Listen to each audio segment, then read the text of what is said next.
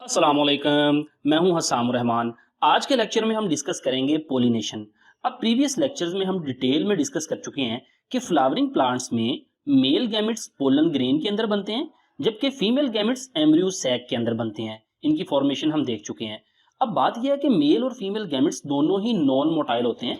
उनको एक दूसरे तक पहुंचने के लिए कोई ना कोई प्रोसेस, कोई मेथड चाहिए। तो मेल और फीमेल गैमेट्स तक जाने का जो प्रोसेस है उसे हम कहते हैं पोलिनेशन। अब पोलिनेशन किसको कहते हैं? पोलिनेशन कहते हैं transfer of pollen grain from anther to stigma.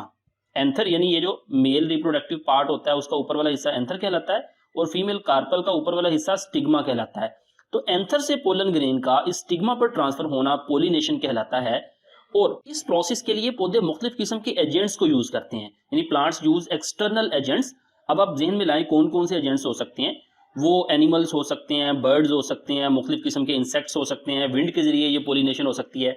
तो नेक्स्ट हम देखते हैं काइंड्स ऑफ पोलिनेशन। पोलिनेशन की इकसाम कितनी है। सबसे पहली किस्म है ऑटोगेमी। गेमी का मतलब होता है यूनियन, मिलाप। ऑटोगेमी कहते हैं सेल्फ पोलिनेशन को। इसकी डेफिनेशन है transfer of pollen grain from anther to stigma of the same flower. यानी एक ही फ्लावर के एंथर से उसी फ्लावर के स्टिग्मा पर अगर पोलन ग्रेन जाता है तो उसको हम कहते हैं ऑटोगेमी। देखिए, अगर तो फ्लावर मुकम्मल ओपन है, जिस तरह ये आपको नजर आ रहा है, तो ओपन फ्लावर में ऑटोगेमी हो भी सकती है। बाज दफा ऐसे भी हो सकता है कि किसी और फ्लावर का पोलन ग्रेन इस स्टिग्मा पर आ जाए। तो कंप्लीट ऑटोगेमी के लिए कुछ रिक्वायरमेंट्स हैं, यानी ऑटोगेमी की कुछ ना कुछ रिक्वायरमेंट्स हैं। Number 1, pollen release and opening of stigma synchronised. Opening of stigma से मुराद है स्टिग्मा रिसेप्टिविटी, यानी इस एंथर से जिस वक्त पोलन रिलीज हो रहा है ना, और ये जो स्टिग्मा है, रिसेप्टिविटी से मुराद है कि स्टिग्मा का प्रिपेयर होना पोलन को रिसीव करने के लिए। तो ये दोनों काम सेम वक्त में होने चाहिए। जब पोलन रिलीज हो एंथर से उसी वक्त स्टिग्मा भी ओपन हो, यानी स्टिग्मा भी रिसेप्टिव हो। ये सिंक्रोनाइज्ड प्रोसेस होना चाहिए ऑटोगेमी के लिए। दूसरा, anther and stigma lie close to each other, यानी एक दूसरे के करीब होने चाहिए ताकि सेल्फ पोलिनेशन आसानी से हो जाए।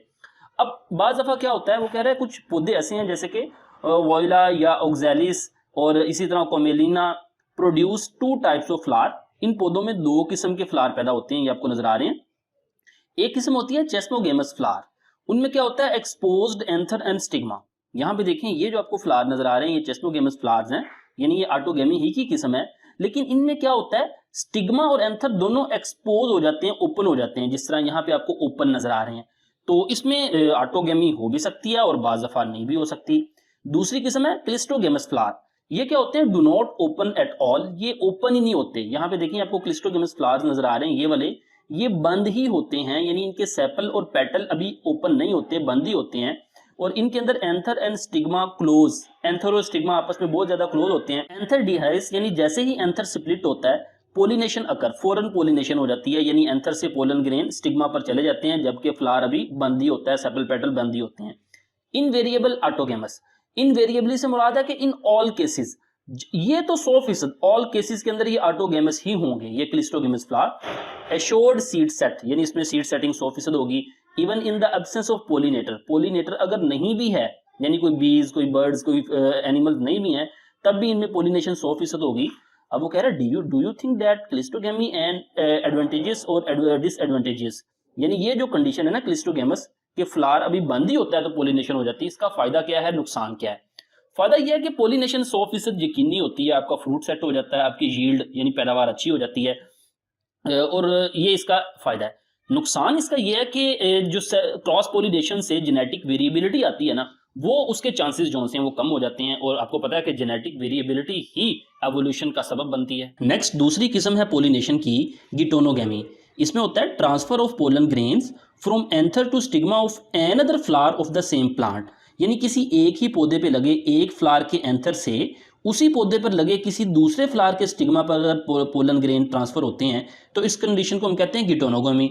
अब वो कह रहा है फंक्शनली ये क्रॉस पोलिनेशन है, क्योंकि देखें एक फ्लावर से किसी दूसरे फ्लावर पर पोलन ग्रेन जा रहे हैं, फंक्शनली तो ये क्रॉस पोलिनेशन है। लेकिन जेनेटिकली ये ऑटोगेमी है, यानी जेनेटिकली सेल्फ पोलिनेशन है, क्योंकि वो दोनों फ्लावर एक ही प्लांट का हिस्सा हैं और दोनों की जेनेटिक सेम है। तीसरी कंडीशन है पोलिनेशन की, तीसरी टाइप्स है xenogamy.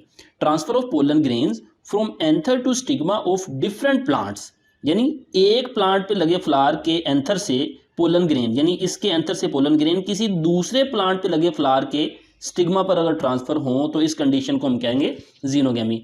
Brings genetically different pollen grains to the stigma, यानी इस कंडीशन में ये जेनेटिकली भी क्रॉस पोलिनेशन है और ये फंक्शनली भी क्रॉस पोलिनेशन है। नेक्स्ट टॉपिक है एजेंट्स ऑफ पोलिनेशन, यानी पोलिनेशन किन जराए से हो सकती है। तो पोलिनेशन के दो किस्म के एजेंट्स हैं, एक एबायोटिक और एक बायोटिक।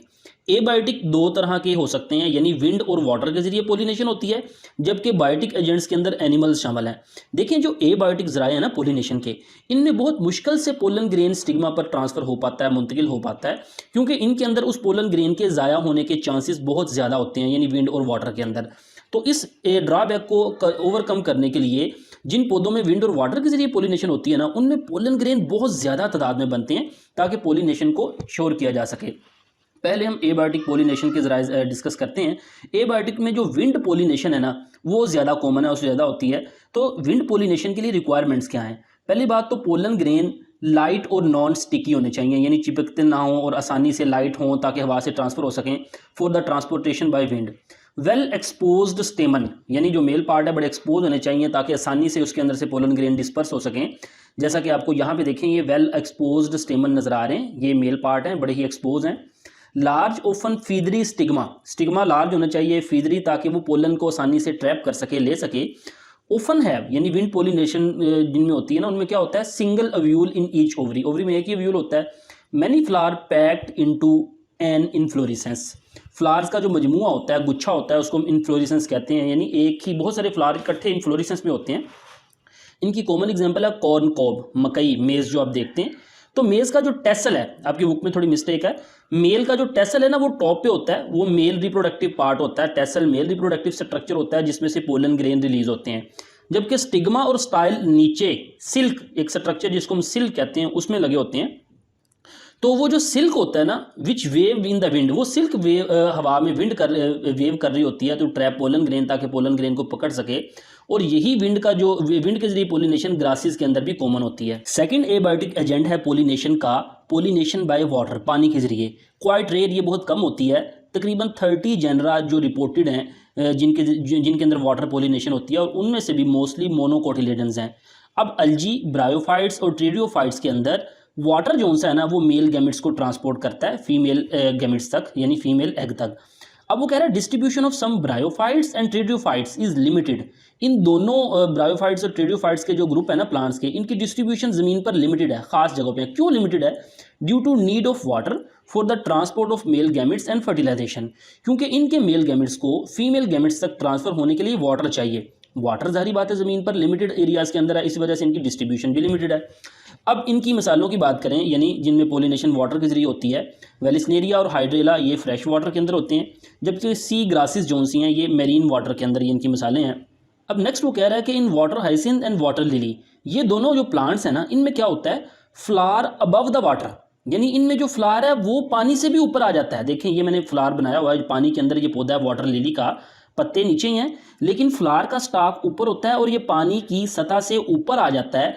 जब फ्लावर ऊपर आ गया तो पोलिनेटेड बाय द इंसेक्ट और विंड, जब फ्लावर ऊपर आ जाएगा तो पोलिनेशन इंसेक्ट्स के जरिए भी हो सकती है, विंड के जरिए भी हो सकती है। यानी है तो ये वाटर के अंदर पौधे होते हैं, लेकिन ये एक स्पेशल कंडीशन है जिसमें फ्लावर पानी से ऊपर आ गया तो पोलिनेशन हवा और विंड के जरिए हो सकती है और इंसेक्ट्स के जरिए भी हो सकती है।